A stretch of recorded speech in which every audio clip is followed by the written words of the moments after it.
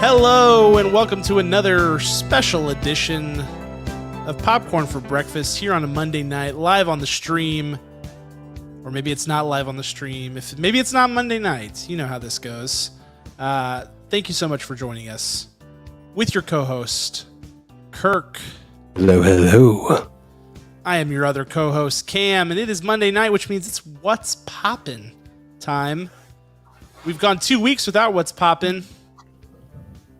It's time to pop, Kirk. It's time to pop. That's right. I feel like screaming from the top of my lungs, I have abandoned my child!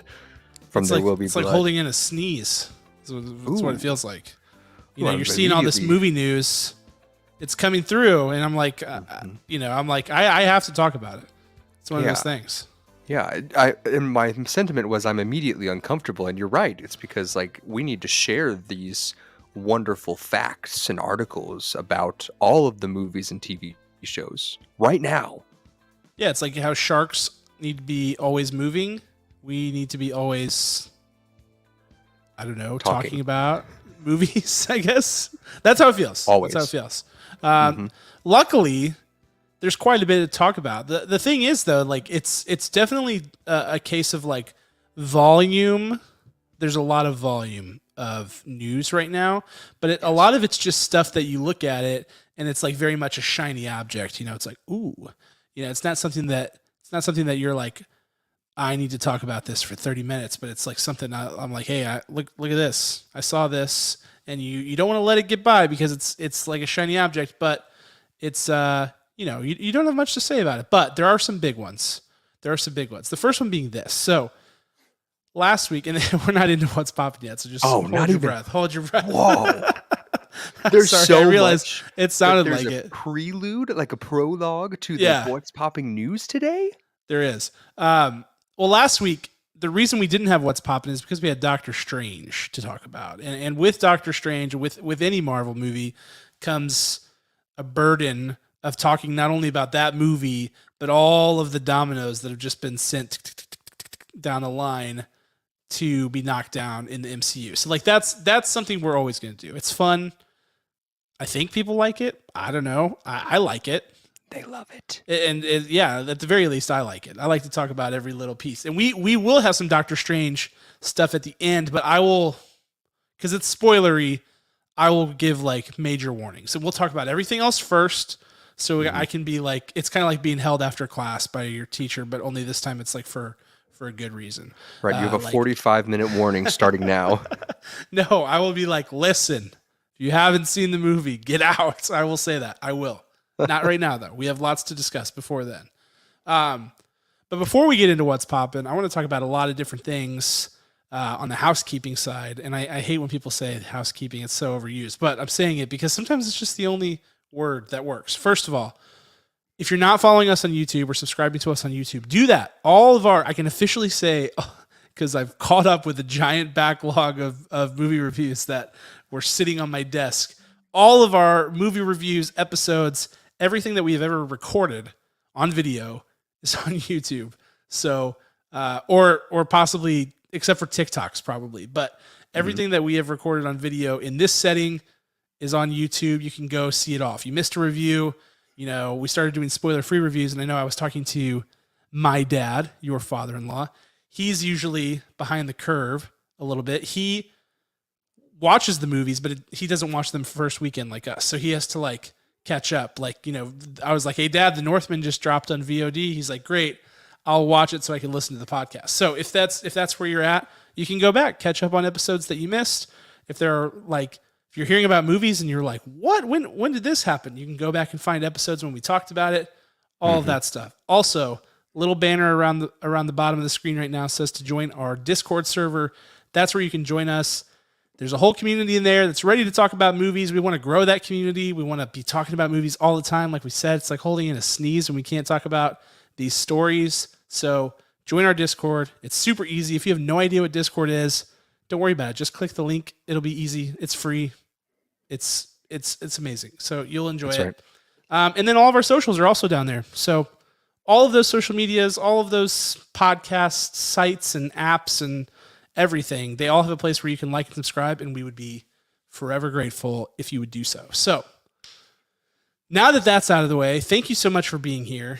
We're going to talk about what's popping. We're going to talk about all the news, Kirk. But only I'm if you're so ready. happy. By the way, I think that I looked it up. I think instead of housekeeping, every time you want to do that segment, you should say limpieza interna. It's Spanish for housekeeping. What? How does that help?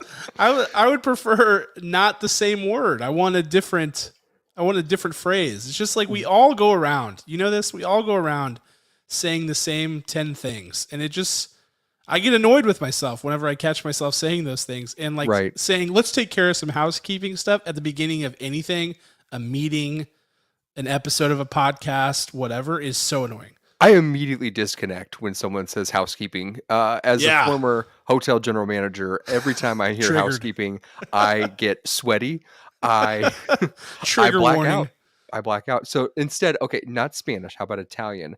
How about faccende domestiche? I think you're really missing the point, though, Kirk. I think what I'm trying to say is that I want to wait. Indrien Ménage. Oh, that was not even. What was that? That's Cantonese? French. Oh, yeah. There was no way that was close. And in your native tongue from high school, oh, this one might be the word. It's not my native tongue, but sure, go ahead. This is German, but it's only like 2 syllables. Go ahead. It's run with me. HAU SHALT. Assault. How's alt? Yeah. How's alt? Yeah, sure. Oh, I think that's a fun one. Okay, I'm going to leave you there because I feel like I can't engage now. I feel like it's like, whenever you're caught in a loop with your toddler and you're like, they're not getting it. That's where I'm at with you right now. I mean, we can go Kenyan. We can go Cambodian. We can any language that I think. I was of, waiting for the Eastern East Asian type of words, but just because I know that you would smash those pronunciations, but false. But thank you. That was a bit in jest. All right. But let's not do any housekeeping. Let's do what's poppin', Kirk. Only if you're ready, though. Are you ready? Wait. What's poppin' in Spanish? Give me just a moment, and I will find it. Absolutely not. I'm popping it up. Pop. All right. So let's start with something, Kirk. Something epic. Something that happened at the exact same time as Doctor Strange, but we didn't get to talk about it because we didn't talk about anything but Doctor Strange last week. And this is big, Kirk. I mean, this is huge. This is something that has been in the works for 13 plus years. If you don't know by now, you're about to find out. What we're talking about is Avatar. Not The Last Airbender, though I wish. I really do wish it. We're talking about Avatar, The Way of the Water. That's what we're talking about. So, I don't know why the trailer's not pulling up. It's playing. It's because it's only in 3D and it will play on no other type of medium. Yeah, that's lame. I think that's what it is. I was gonna say everybody put your 3D glasses on, but then I got frazzled by the fact that the screen share didn't work. See, I had a whole punchline and everything. Oh man, what's up with that, Kirk? That's lame. Oh man, lame sauce. I think he's probably locked it down so hard. I think he has. That's what it is. Mm-hmm. I think here's what happened is that this stream is only available up to 1080p, or maybe it might even be 720p or something like that. That's exactly. And James Cameron is like, absolutely not. That is just, I'm sorry, that's not happening. There's some sort of on the back end, and I even downloaded it, obviously. It's like it's on my desktop, but he's got it. The codecs in the background there is like, boo-boo. This thing needs to be You are not allowed. In beautiful 8K 3D resolution. But here's the thing, Kirk, before we even get into this trailer, so we're going to talk about it. You're going to have no visual aid, so you're going totally off the cuff here, Kirk. I apologize. Okay. But we inadvertently, as mentioned on last week's episode, we inadvertently saw Doctor Strange in the Multiverse of Madness in 3D. I was horrified. I was absolutely horrified. And I tried to get my money back from Fandango, and it did not go as well as you would think. because my receipt did not say 3D and the showtime did not say 3D, but they were like, sorry about you. Anyway, I don't even know what point I was trying to make. Okay, we saw it in 3D. Yes. With our 3D glasses, but Kirk, the trailer for Avatar was not in 3D. Nope. What? That makes no sense. They literally at CinemaCon, when they showed this same trailer and some clips from the movie, they gave every single person in attendance 3D glasses. You and I accidentally paid more money for the 3D showing of Doctor Strange, and we don't get to see, like, I was like, oh, hey, I literally turned to you and said, oh, hey, at least we'll get to see the Avatar trailer in 3D, and then we didn't. And then we did the whole, the glasses are on, the glasses are off. We were like, wait a second. There's lots of squinting involved. You're like, wait. It might be? Is it? Have my eyes become 3D by Jeymes Samuel? Is that what's next? I mean, what a letdown. I remember seeing 3D movies in the height of 3D movies, and the trailers were all in 3D, every single one that you saw. But this, nothing. And I don't even understand how that's possible. I don't either. If he would shoot it on anything else. I mean, I fully expected and fully do expect by the time this movie releases, when I watched in my living room, for it to just happen in my living room, like to pop out of my television. Like a hologram. I will accept nothing less. So to see it in just a standard format, I was very shocked. Very shocked. It was jarring. It was jarring, okay? And here's the other thing about this trailer. Now, it is a teaser. Okay, I keep calling it a trailer. It is a teaser. Yes. There is almost no spoken dialogue until the very end, when Sam Worthington's character says something to the effect of, this family is our fortress, that type of thing. You know, the type of lines that they put in trailers. The rest of it is just all score and landscape and stuff like that. But like I said, this is 13 years in the making. We've been hearing about Avatar 2, 3, 4, 5, Infinity. We've been joking about the fact that it will never come out. Well, it's coming out, Kirk. It's here. We have a trailer. It's supposedly coming out in December, though. I need to be in the seat before I believe it. I need it to be finished before I believe it. Yes. What were your thoughts on this trailer? Your first take through it. Number one, that it looked just beautiful, but it is completely forgettable. I cannot remember a single thing that happens in it except the blue noses. That's all I remember. And I remember while I was watching it, I was thinking, Sam Worthington is such a better actor now than he was in the first Avatar film. Those are the 3 or 4 thoughts that I had, and that's it. Yeah, I mean, so here's my thing about this, and this is what I was talking about, I think probably last year, whenever we started to hear, like, okay, more details are coming about this movie. Like, it's actually like, this is it, guys. This is it. It's coming. The thing is, when a movie has been in talks for as long as this movie has been in talks, and I keep saying 13 years because the original movie came out in 2009. So it hasn't, in reality, they haven't really been saying, like, okay, the sequel's coming out into, in whatever many years. They weren't really talking about the sequel right away. Okay.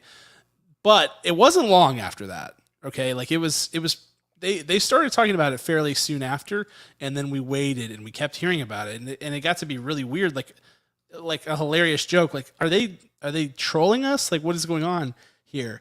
But when you wait that long and you hear this much, and all of the sound bites that Disney has pumped out into the world, and Fox before them, about this movie, about like all the quotes you hear from like Zoe Saldana and the people involved, like, oh, James Cameron is a genius. He is cooking up something you guys will not believe. The hype could not be higher. And so when the trailer comes out and it looks as gorgeous as this trailer does, and it has all of the things that you were wanting to see, you're still left underwhelmed, right? Like you there's no way to be whelmed or specifically overwhelmed, because there's no amount of amazingness that could match the hype, because the hype has been building and building and building and building.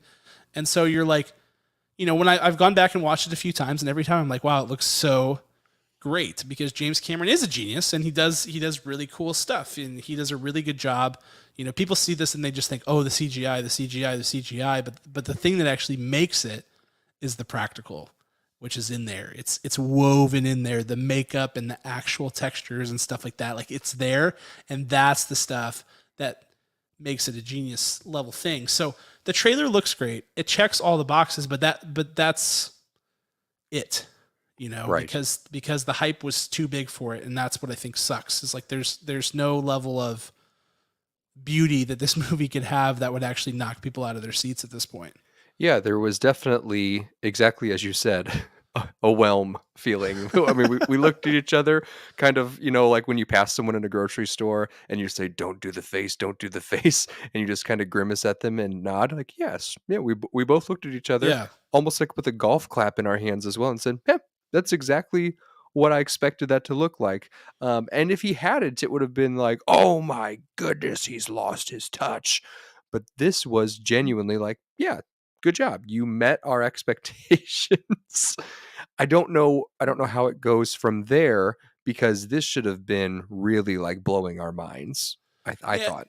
And I also feel like, and again, this is probably just from the unfair hype, like I wanted to see something different here. Like, yes, there's all the underwater stuff, and I understand the technological achievements that went into making that possible with the underwater proof mocap, all the people shooting scenes underwater, etc. Get it. I've read it, understand.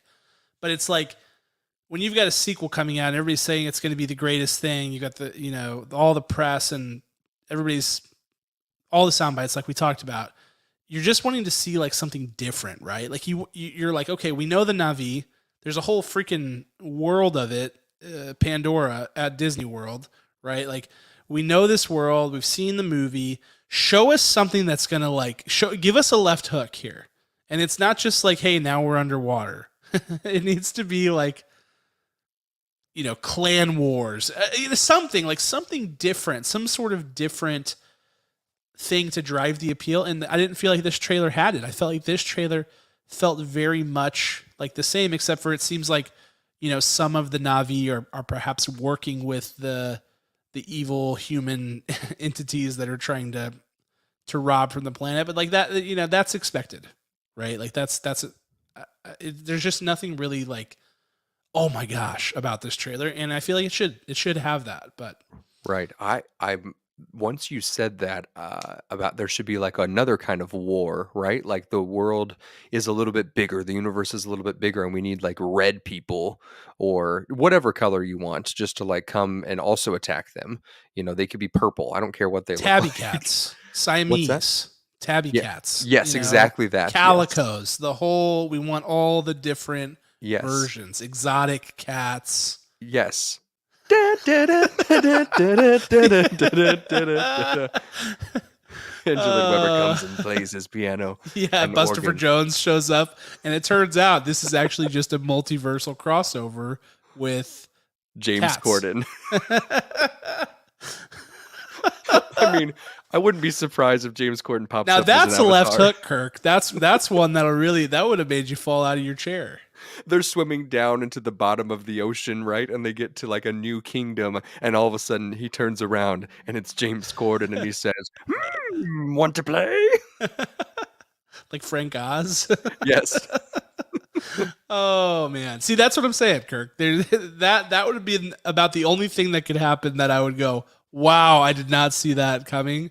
So, and I don't even want that. So that's the thing. It was a zero-sum game here. There was no winning. But that's Avatar. We'll be eagerly awaiting that film. The thing about the first movie is that you remember it for the visuals. You don't remember it for anything else. In fact, I rewatched it, or tried to rewatch it with my wife, who crashed in the middle of it because it's a very long film also. Yeah. Before we went to Disney World last time. And I'm just like, there's just not, like, the world is so cool, but the story, the meat and potatoes of it is pretty shallow. So yeah. I think that's That's the other thing. It's like hard to get Shallow. excited for it. What are they going to do in the way of the water if the story is so shallow? That's a good one, Kirk. Up top. Good one. Love it. All right. Moving on, moving away from Avatar, The Way of the Water. The Way of Water. I keep saying The Way of the Water because I'm trying to make the title as long as possible, like in the Multiverse of Madness. Okay. Next up. Also from our friends down in Lake Buena Vista, Pixar. Under the radar today, Pixar decided, like, hey, why don't we let them know what we know? You know, let them know what we know. We got something cooking here. And that is a new original film that's going to be releasing next year. And that film is going to be called Elemental. Look at it. I know they're great with the title cards, right? The like title treatments. They always do a good job. I mean, they're artists, right? Like, of course it's going to be incredible. Be terrible if it was a terrible logo. Like, oh my gosh. Yeah, it's like, oh man, I'm off worried. to a rough start. They had some concept art too. That's, I mean, you've seen concept art. It's pencil drawings. I mean, it's cool. It's like literally one frame of one storyboard, right? Like it's one thing. But the idea here being that what if the elements, meaning land, air, fire, water, again, more Avatar than the Last Airbender references going on here. Captain Planet too. What if those elements were alive, right? In the same way, think of Inside Out. You know, your feelings being alive. Think of Soul. Think what of if our Frozen souls, 2. The elements are all the elements, alive. right? Is a common theme. You know, what if they were alive and all coexisting? You know, certain elements obviously don't go together. Air and earth and fire and water, like those things don't mix.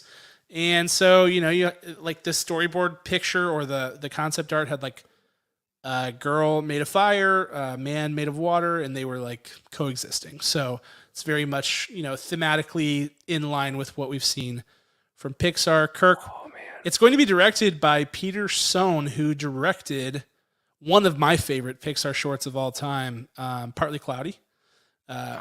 Which I really like. The one Very nice. The one where the clouds are they're working with the storks to deliver baby animals. It's very, very cute. Yes. And he also directed The Good Dinosaur, which I was like, oh, so we're gonna talk about The Good Dinosaur, are we? Are we Pixar? We're gonna unearth that because they certainly have tried to bury that film hard. And it's not like the world's worst film either. That's what's funny about it. But Kirk, obviously, you know, we're just getting first glimpse at this. This movie's coming out next year. What are your thoughts? How are you feeling about another original movie from Pixar versus a sequel? How are you feeling about this concept? Where are you at? Yeah, I think Pete's actually going to pull the rug from underneath us. It's actually The Good Dinosaur 2, you know, that slides out of the way and the dinosaur pops back up. He pops out of the green part of that. I think that, yeah, I mean, that's a brilliant idea. Why not? You know, it's about sharing, even though you have very different lifestyles, to share the world together. I don't know. I feel like they're going to do it justice and do it lots of fun. And how creative is it going to be to see all of those different elements in play at the same time? It's going to be like the Avengers. Like I'm sure they're going to save something together. This, whatever the conflict is, probably one of them is going to go rogue, and they'll have to come together to bring it back to the side of love. I don't know. That's what I envision here. Yeah, I'm not going to get like overly critical about the name and concept art of a kid's film, I promise, but I do feel like there's more to see here that I need to see in order to like, because conceptually it feels decently shallow for them, like especially coming off of the heels of like Soul, and you know, Turning Red was like a very different feel for them. Like Soul dealt with like existentialism and death and all of these things. Yes. Like that was very bold. Turning Red was very bold.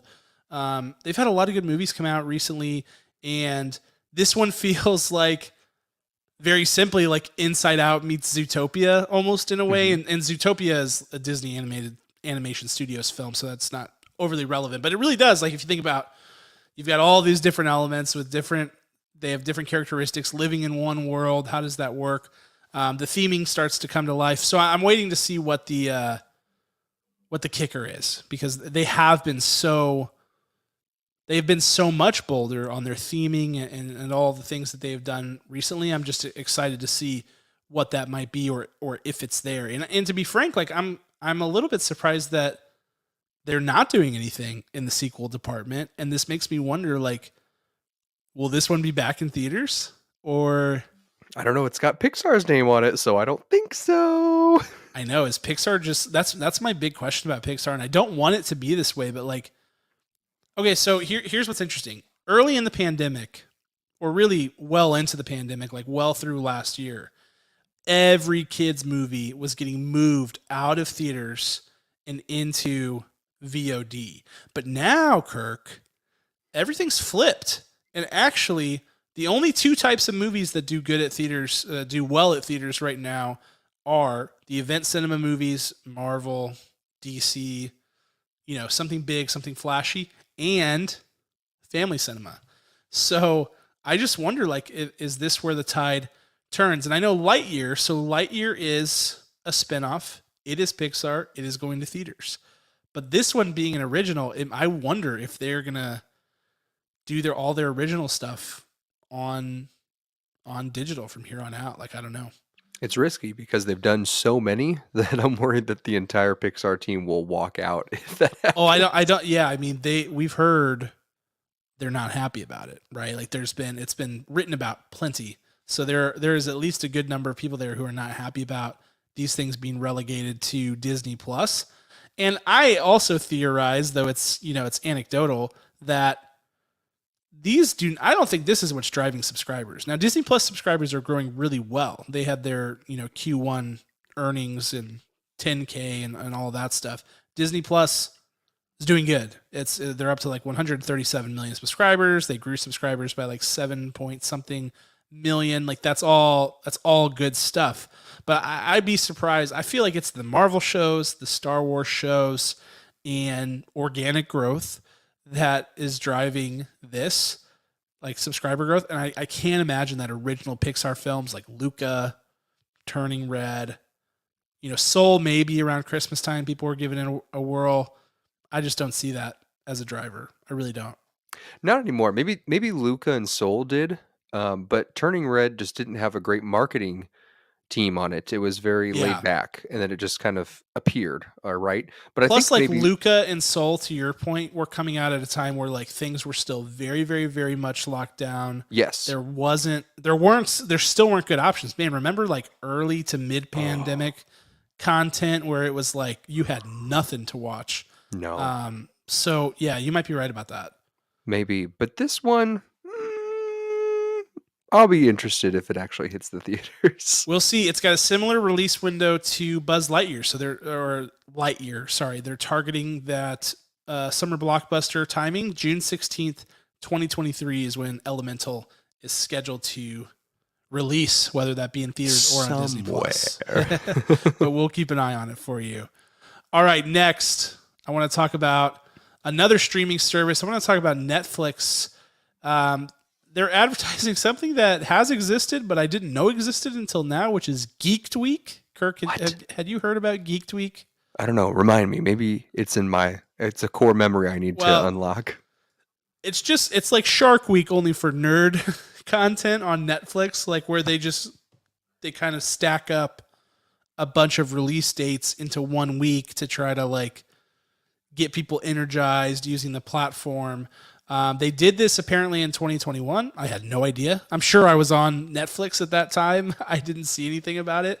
But this year they released a little sizzle reel for it, and included amongst the shows that were released in Geeked Week, which is hard to say, which is June 6th through the 10th, I believe, are The Gray Man, which is the Russo brothers film starring Ryan Gosling and Chris Evans. Stranger Things 4, The Sandman, which is very, very, like, hyped up DC graphic novel, huge Neil Gaiman, big cast, and a bunch of other stuff that's coming out as well. I know there's like a cyberpunk show that's coming out. I think possibly Death, Love, Robots Volume 3 might be coming out at that time. So Geeked Week. Kirk, what are your thoughts about Geeked Week? What of those projects that I just mentioned are you most excited about? Based on your reaction, I'm going to go out on a limb here. The Gray Man? The Gray Man. I mean, have you seen the promo for that stuff? It looks so stinking good. So good. I'm so pumped for that. I don't feel that meets this promotional week. Agreed. It's an action. It's what, like a spy espionage action type deal? Yeah, I even feel like from title to title, I don't get it. Like, it doesn't make sense. I get the sentiment as to get a landing week or a landing zone. It almost reminds me of, back in the 90s, TGIF, for that kind of thing. One Saturday mornings, there are different nights, big Thursday night shows. If you had a show on Thursday nights, in the golden age of television, that was when you hit your mark, you landed your episode, you landed your audience. Yeah. Though that's what I feel that this is trying to do, but it needs to be tweaked just a little bit. I don't get the Geeked Week. Also, just call it Geek Week. Why do they have to call it Geeked Week? Why is it geeked? I don't know. I don't get that. Geek Week is way better. But also, yes, Spiderhead, which is the new Chris Hemsworth. Mm-hmm. Miles Teller, the Miles Teller Renaissance is on. It's on. Back. That's also included in here.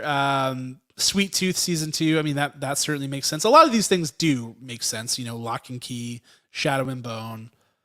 Yes. The Cuphead show, which is coming out, and Stranger Things, which is actually coming out May 27th. So it's right before Geeked Week. But it's interesting. It's an interesting strategy, especially for a platform that relies on monthly subscriptions right.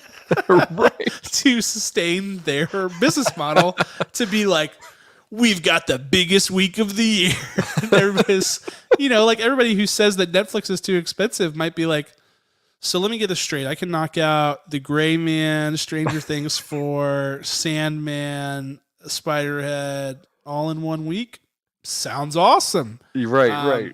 It's an odd choice, but they're feeling the pressure. There's lots of stuff going on. There's talk of ad-supported subscription services launching by the end of the year, which Disney Plus is planning on doing the same thing. Actually, there's talk of live streaming. Netflix might consider live streaming similar to Twitch. I don't really know what that would look like, but Netflix is certainly looking for a way to shake it up. They're hyping up Geeked Week this year. Week.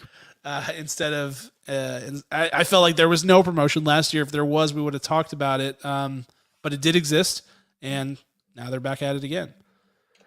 All right, moving right along to the Johnny Depp and Amber Heard trial. I'm just kidding. We're not. We're not. But how dare you? I was so excited. I saw your face. You are a monster. I just wanted to see it, but it's not. I'm not all wrong. I'm not all wrong, Kirk, because we're talking about Pirates of the Caribbean. Can you sing the theme song for me, please? Because I can't think of it. Actually, that might be Jack Sparrow's theme. That's fine. Do it again. I want to walk like him. Oh, wait. It's coming to me. There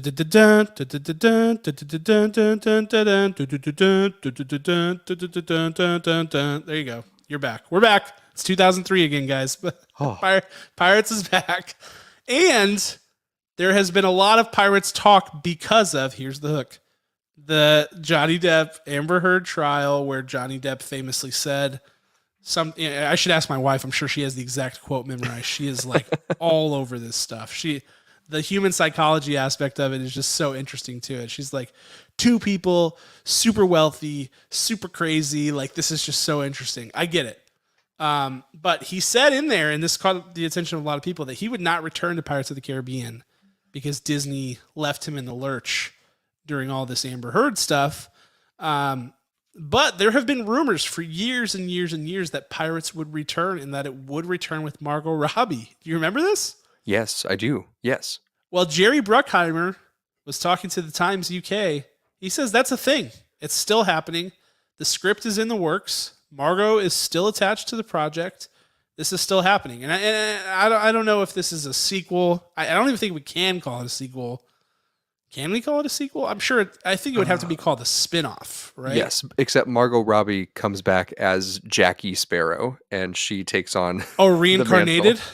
Yes. Reincarnated. Yeah. I mean, I dropped off of this franchise. I don't. It was the one with Penelope Cruz.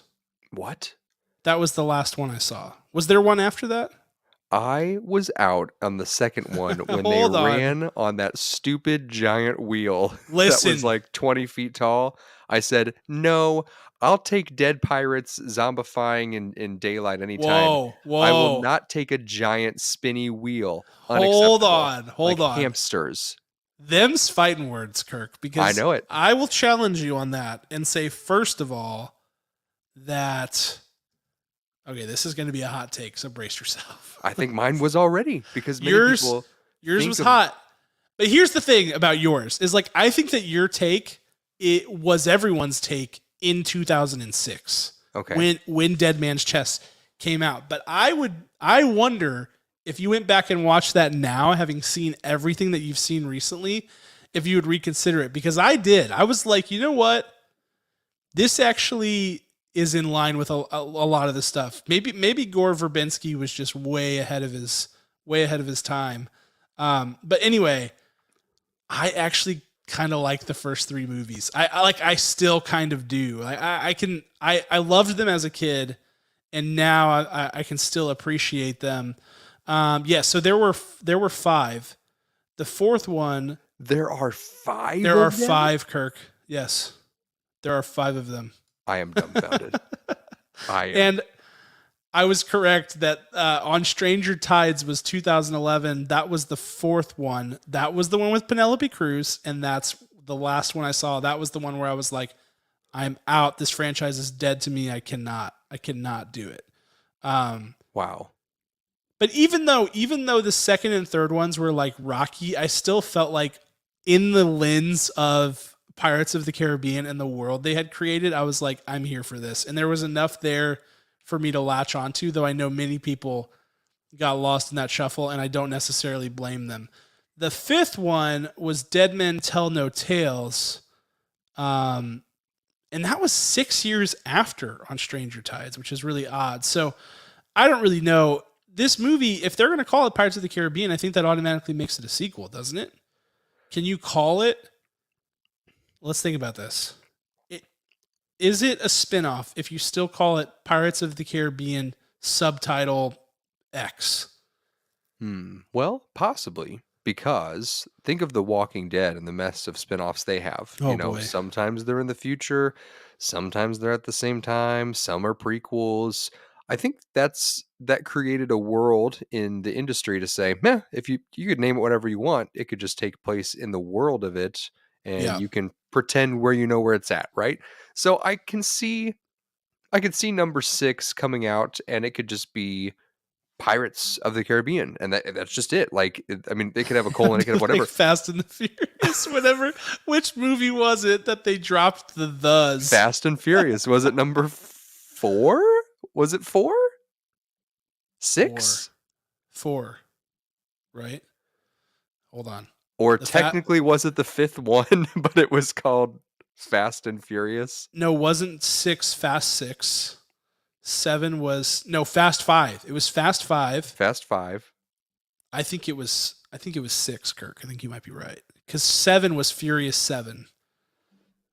And 8 was F8? No. 9 was F9.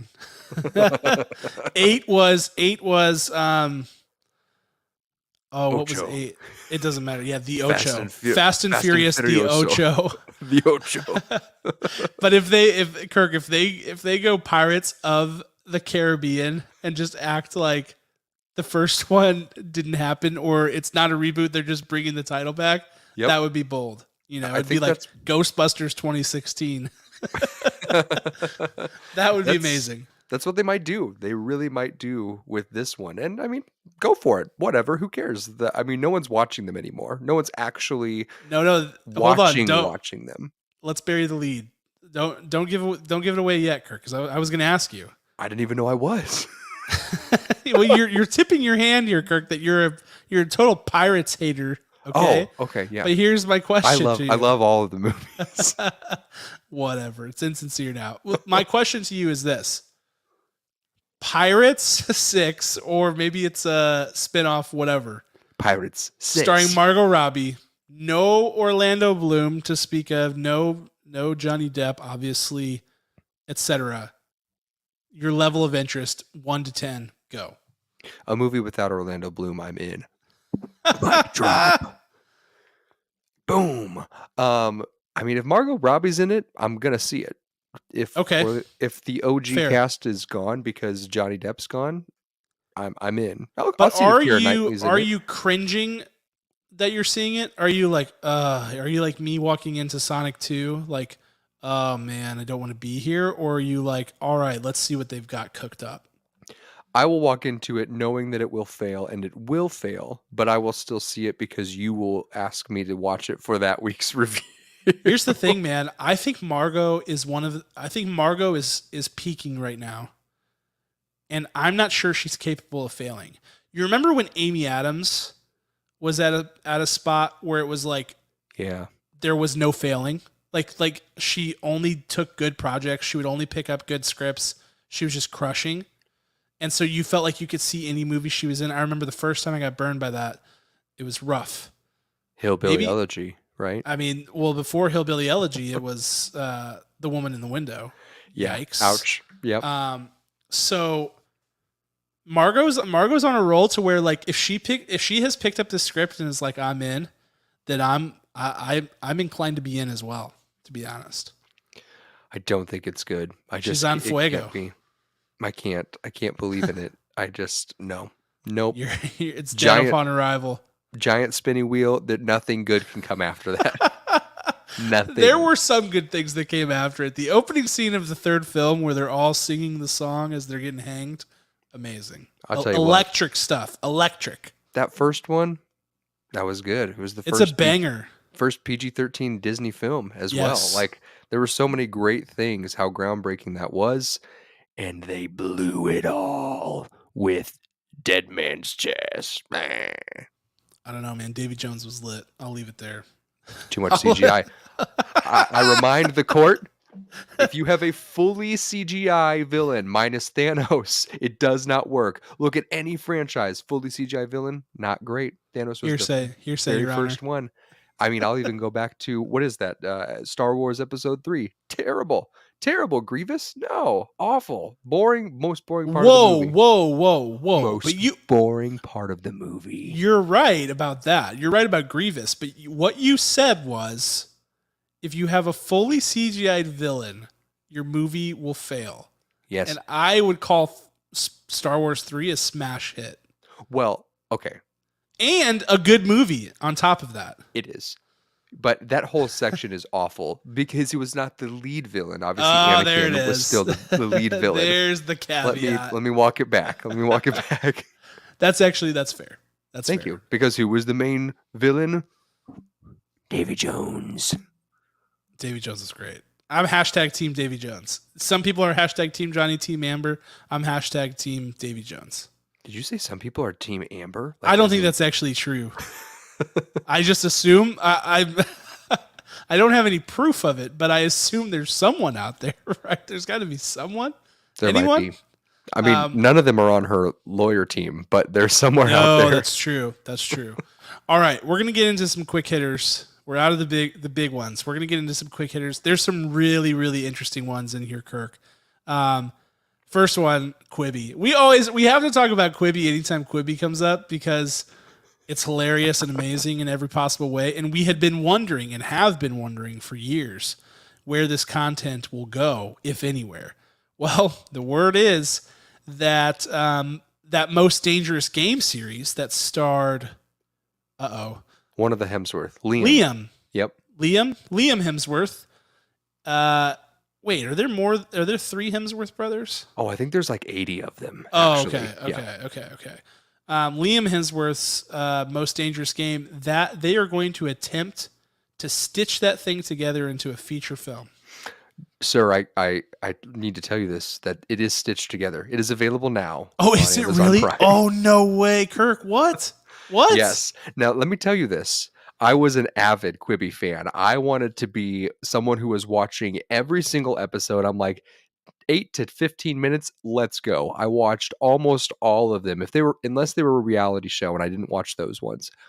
But when I saw this title come across my Amazon Prime screen, I screamed because I was just so confused as to how they put that content into a feature-length film, which is over an hour long, which I don't believe they had that much footage when it initially aired. It's the extended edition. Yes. I mean, Christoph Waltz is in this as the bad guy. This was not a good series, and now it will not be a good film. Well, Christoph Waltz, like that's another one where it's like seems like a surefire thing if Christoph Waltz is in it as the villain, like it's going to be good. But actually, more misses than hits with that makeup, surprisingly. Right. But so this is just the first iteration, right, that I've seen.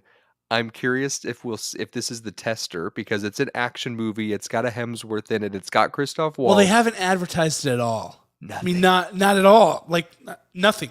I haven't seen anything. Bold moves by Quibi sneaking into Amazon. All the Quibi content is coming to Amazon. That's going to be great. It's going to be. I'm ready for the revolution. Let's go. I'm going to watch that one with Sophie Turner where she was like, "Oh, that was terrible." Yeah, they're crashed on a mountaintop. Yeah, Oh. plane. Yeah. No. The one where she's like in a, I don't know. I can't even remember, to be honest. Oh, I watched it. I'll tell you, they crashed. They're in a plane. It's her and Corey Hawkins, and they fly up into they're like over Alaska or something. The plane crashes. They're the only two that survive. They're fighting wolves. Yeah. He's got a tourniquet on his leg. I think he dies. There's it's a whole thing. It's terrible. Sure. Yeah, I remember it. It's all coming back to me. Okay. Next up, Norm Macdonald had a special canned for after his death, and it is going to be released on Netflix. It's a surprise comedy special. Nobody knew it was in the works except for presumably some of Norm's closest associates and Netflix and Norm. That's it. Nobody knew. He died. They're releasing it May 30th on Netflix. That's only 2 weeks away. So that's pretty exciting. Best kept secret right here. I mean, you should have given all the world's secrets to Norm Macdonald when he was alive because seriously, no one knew he was sick. And he filmed this. He was going in for a procedure and he filmed this in his living room. And he survived the procedure for a year after. Amazing. And so he just shelved this and said, "No, don't let anyone see that." And then in his will, he said, "Upon my death, release this." Incredible. I mean, what? Who thinks like that? That's brilliant. It's absolutely amazing. Brilliant. I cannot wait to watch. May 30th on Netflix. That's must see. And reminder, Norm Macdonald at the top of his game, which I don't know that he was ever not at the top of his game. He just like kind of stopped doing as much stuff. But one of the funniest dudes, pound for pound in the world. Period. Like absolutely hilarious guy. So that'll be very interesting. This one I had to flag, Kirk, because you and I loved The Harder They Fall. Yes. On Netflix. And the director of that film, that was one of his first feature films. I think it was his first solo direction feature film ever. Jeymes Samuel is directing a new film called The Book of Clarence, and it's going to be starred or headlined by Lakeith Stanfield. I mean, come on. We love him. He was in The Harder They Fall as well. And it's described as a fun-filled extravaganza and biblical epic set in the year 29 AD. Which the Harder They Fall was a fun-filled, violent extravaganza set in the Old West. So I'm so here for this. The Book of Clarence, that's according to Deadline.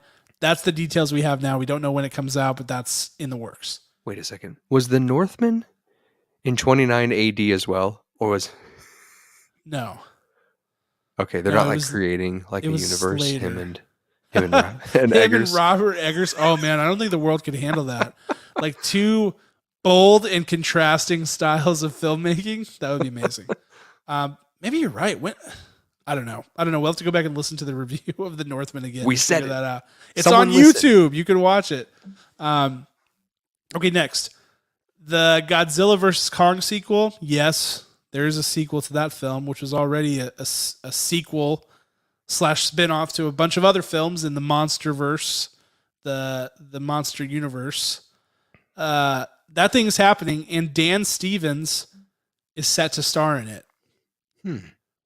Which is intriguing because Dan Stevens is an intriguing guy. You know, he has incredible ability, and yet is often in terrible projects, but is sometimes in really good stuff as well.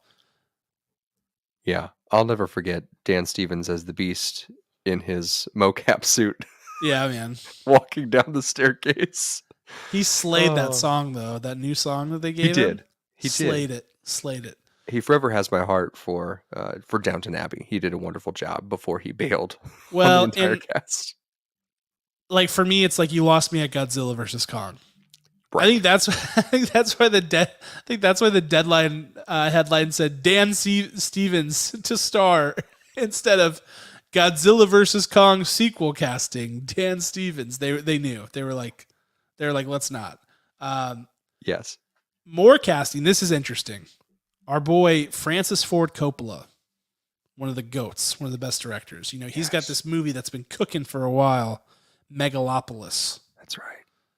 And everybody's been waiting on the edge of their seats for some casting news. Well, guess what? Hollywood's new golden child is heading this cast. It's Adam Driver. Adam Driver, Natalie Emmanuel from Fast and the Furious. There's a plug. Forrest Whitaker, Lawrence Fishburne, and John Voight are the announced cast members so far. And our first synopsis of the movie, which comes from that news, as well as the synopsis from the Hollywood Reporter, is that it's going to be a story, an epic story of political ambition, genius, and conflicted love. It's got everything you want. All three. It's like I always say, Kirk, you want to make a good movie, you need three things. Political ambition, genius, conflicted love. You know, Francis Ford Coppola, I think he stole that from you. I think he did. They don't call it the PGC for nothing. That's what you need. Just throw a little PGC on that. Political ambition, genius, conflicted love. That's what you need. Hey, does this movie have any PGC in it? What do you think? No PGC whatsoever. None. It's out. Gone. Yes. All right. Moving right along. Megalopolis. That'll be a good one. This casting, though, Kirk, this is a movie. First of all, let me give you the movie title. First, I'm gonna do two things. I'm gonna gauge your interest at 2 points during this survey. Okay, I'm ready. First off, the movie is a sci-fi romance called Fingernails. The movie is called Fingernails. Scale of 1 to 10, how interested are you in the film? 10. What? 10. 10. You're supposed to go low. Romance. No. A sci-fi romance called Fingernails. Keep going. Okay, well, my experiment has failed, but what if I told you that it's going to star Riz Ahmed and Jessie Buckley, and it's about a future in which married couples can undergo a test that presumably involves their fingernails to determine if they are actually in love? Yeah. I'm at a 50. 50 50 off on a scale of 1 to 10 because this sounds incredible. You had me at fingernails is what Kirk is saying. I don't know why. I should have left out the sci-fi part. If I had just said the movie is called Fingernails. Yeah. I'd have been out immediately. Dang it. I gave the respondent too much detail. I created anomalous data on that survey. Oh well. Well, that's coming from the rap is saying Jessie Buckley and Riz Ahmed to star in a film called Fingernails. All one word, even though I does it have a Z at the end, or is it an S? No, I wish. It appears to be just an S. Oh, missed opportunity again, man. We'll see. There's still time. You know, they change titles of movies all the time. There's still time. I mean, the movie that we're reviewing this week, which will be dropping on Thursday, The Lost City was originally called The Lost City of D. So, there you go. All right. Real quick, Last one. This is the one I want to plug. Cha-Cha Real Smooth releases on Apple TV Plus June 17th. There's a trailer out there. And if you're thinking, what in the world is that movie? When we talked about the winner of Best Picture this year, Coda, it had held the record for highest amount paid by a studio to purchase a film at Sundance. This movie topped that. And it's Apple TV Plus again. They're taking another swing at the big one. Cha-Cha Real Smooth, starring Dakota Johnson. And it's releasing on Apple TV Plus June 17th. There's a trailer out there. We'll try to get it on social sometime this week so you guys can get a look at that one. But it's coming in hot. All right. That's all. Everybody clap your hands. The two things of like what to watch for this week are as follows. The Northman is now on VOD. If you decide to rent it and watch it, we know you didn't see it in theaters because nobody saw it in theaters. It did terribly at the box office. If you decide to rent it and watch it or buy it and watch it, make sure you swing back around to either YouTube or your favorite podcast app to hear our review of that film. It's fun. It's a fun review. It's a interesting movie. You should check it out. Next, that's it. There you go. I was gonna say something else, but I was like, actually, I don't have anything else for you to watch this week. I really thought there would be more. Well, I just want to throw in a random plug because we just talked about Mr. Francis Ford Coppola. The creation of the production, the story of the production of The Godfather, one of the greatest films ever created, is on Paramount Plus, called The Offer with Miles Teller, who we already talked about as well. So it's getting mixed reviews, and I'm here to tell you that I love it. So tune in, Paramount Plus, The Offer. The Miles Teller Renaissance. The Offer, PGC. The Offer, Maverick, Top Gun Maverick. Yes. And, oh God, what was the other one? Aquaman 2. No. What was the one? What was the one we were just talking about earlier? Is he in it? No. Aquaman 2? No, I'm joking. No, he's not in Aquaman 2. What was the movie we were just... There were 3 Miles Teller things that are cooking right now. Can't remember. It's gone. Wow. Oh, devastated. Missed opportunity. Devastated. Oh, no. Spiderhead. That's the 3. That's the 3 right there. Let's run it back. Good job. The Offer, Spiderhead, and Top Gun Maverick. I almost lost it again. The Miles Teller Renaissance is on. So Kirk says go watch The Offer. I say don't. Don't do it because I have not watched it yet. Okay. And also I hate Paramount Plus. I don't know why. I just really hate it. I'm irrationally angry about Paramount Plus and its existence. Okay. I think because I didn't like that Halo show. You watched it. I knew I wouldn't. I started it. I was like, this is trash. Okay. And tell me if you disagree, if I should have stayed on, because I was like, immediately, this is garbage. It looked bad. I thought the acting was bad. Thought the writing was bad. I thought everything was bad. So if I'm wrong, please tell me.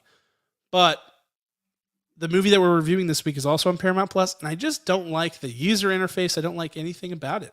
I think it's the very bottom for me of all the streamings right now. I almost couldn't watch the movie this week because I went to the search feature and typed in The Lost City, and I saw it. I saw the thumbnail there, and I kept trying to click it. Nothing. I couldn't get there. And there were only 3 titles. And I'm like, trash. Well, I guess I have to buy this for $20. No, I would never let you do that. But this Paramount Plus is trash. Okay. I hate it. All right. As promised, if you haven't seen Doctor Strange in the Multiverse of Madness, we have one last story that I want to talk about. But you have to have seen that movie or just really not care about spoilers. This is your warning. Leave us now if you have not seen that movie. Please go. I do not want to spoil you. I'm not going to put any graphics on the screen in case anybody is aimlessly scrolling social media. All right. Are they gone? Are they gone, Kirk? They're all gone. Okay. Thank you. And that's good. We're talking Doctor Strange in the Multiverse of Madness. I about fell out of my chair almost the way that I did when this cameo happened. Of course, I'm talking about the John Krasinski cameo. We talked about it at length last week. Would John Krasinski go on to be the Reed Richards of the MCU? I want to re-ask that question, but first deliver a little bit of context.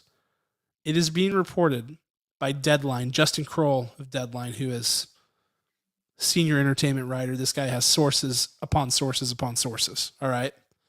It is being reported that John Krasinski was not the first choice to play Mr. Fantastic, Reed Richards, 838, in the movie, and that actually their first choice was Daniel Craig. And that he backed out due to COVID-related risks with the film. So, knowing that, or assuming that we can trust and know that, being that it comes from a really reliable source and everybody has syndicated this out into the world, what does this say about John Krasinski's future in the MCU? I think as many Marvel staples have happened where the role almost went to someone else and then they had to step away. I think John Krasinski is our man. So, okay. So you think that whoever they were going to cast in this cameo was going to be the guy, period. I also, in no universe would I have thought Daniel Craig would be Mr. Fantastic. Okay, great point. Because the only thing that makes me go about this whole story and like question it at all, because like I said, it's from Justin Kroll, it's from Deadline, it's sourced out the wazoo, right? The only thing that made me go, this is baloney, is that it was Daniel Craig. Right. Because to your point, Kirk, you look at that on paper and you're like, that does not feel a natural fit. Are there people in the MCU Daniel Craig could play? Certainly. There's lots of unannounced characters. Freaking Doctor Doom among them. Like, there are plenty of people that he could play that would not make me scratch my head as much as Reed Richards. It does not click. Reed Richards is the smartest man on the planet, a guy who almost has a Steve Rogers type of air about him. Daniel Craig does not exude that kind of energy. He's more of like the cool guy, kind of like, I don't know, not nerdy. He's an action hero. There's a gentleness to him. And yeah. I mean, when you see Daniel Craig, he's going to break stuff like immediately because he's a brute, right? Just he has a harsh demeanor too. Yeah. His whole body structure, it just says, I'm coming at you, get out of my way. Whereas you get someone like John Krasinski, who is slender, and he's like, no, I'm going to get out of your way, and then I'm going to slap you in the face, you know? And John Krasinski exudes dad energy, which I feel is what Reed Richards is kind of about. Right. That's how I've always felt in the comics. Team. He's the leader, right? He's like the one guy that, like, when it's hitting the fan, and it always hits the fan with Fantastic Four, especially like in Secret Wars, like, he's got it under control. He's, it gets messy, but he's gonna reel it back in, kind of like Captain America with Civil War. Right. But this man, this is throwing me for a total loop. I don't know where I sit on it, but I'll tell you, man, like I said last week, there are going to be riots in the streets if they do not keep this man around. If they recast Reed Richards after this cameo, between that and Ralph Boner, man, I'm telling you, it's game over. I think game over. The next film, which is Thor, right? Yes. It needs to begin with John Krasinski and Ralph Boner. Oh, stop it. I mean, the fans want answers. We want answer. That's what they want. They're holding up the signs. We want answers. Right. People are just like waiting for this to be announced. Like, people are tweeting it, like, announce John Krasinski as MCU, announce John Krasinski and Emily Blunt.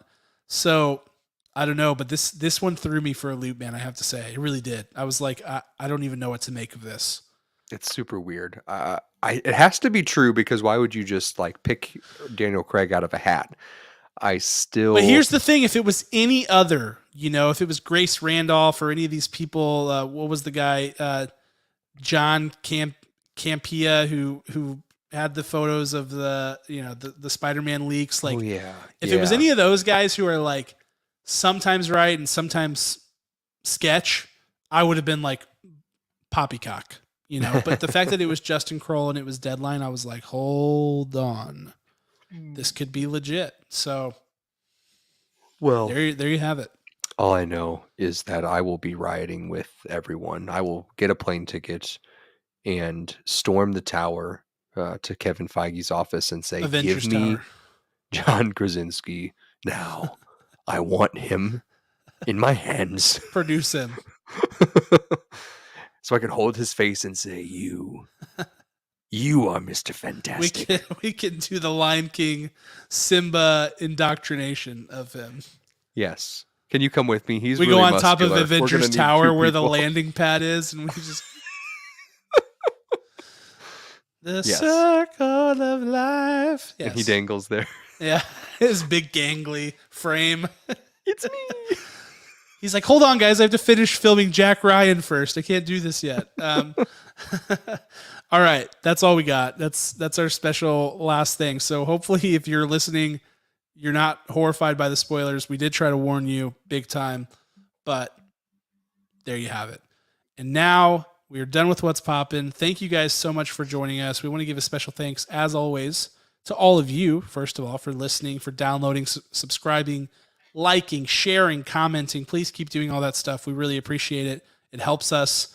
And a special thanks to our executive producer, Ryan Spriggs, as well as his band Rhetoric, who created all of the original music you hear on this podcast. You can also hear it on Spotify, Apple Music, Google Play, wherever. We will see you later this week for our movie review. Talk to you then.